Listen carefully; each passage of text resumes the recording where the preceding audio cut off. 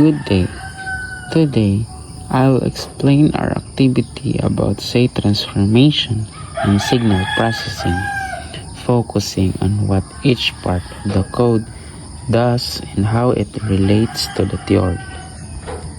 Defining a discrete time signal. First, we import the required libraries. NumPy is used for numerical computations.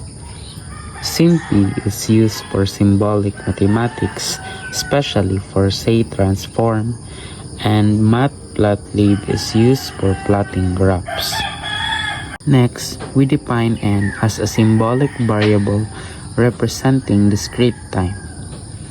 This tells SymPy that n is an integer, which is unimportant because state transform are defined for discrete time signal.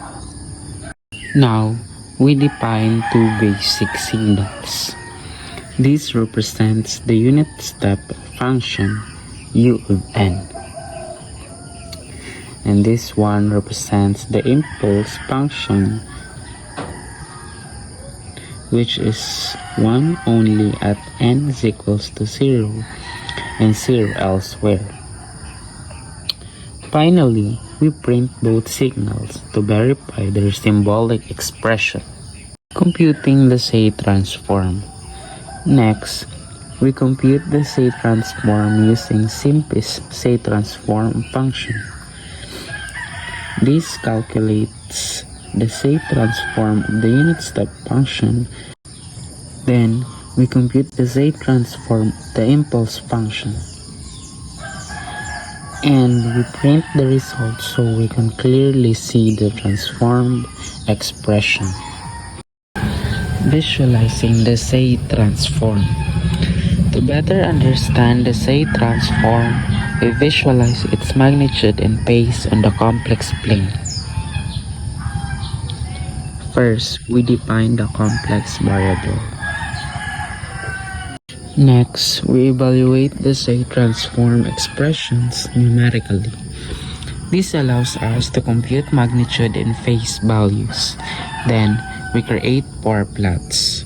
Magnitude of say, unit step function, phase of say, unit step function, and magnitude of say, impulse function, and the phase of say, impulse function.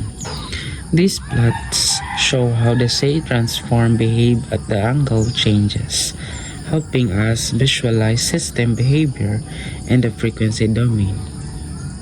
Finally, we compute the inverse state transform. This converts the state domain expression back into the time domain signal. The result confirms that applying the inverse state transform of x of say correctly recovers the original unit step function. In summary, we define basic discrete time signal, compute their state transform, visualize magnitude and pace on the complex plane, and verify the result using the inverse state transform.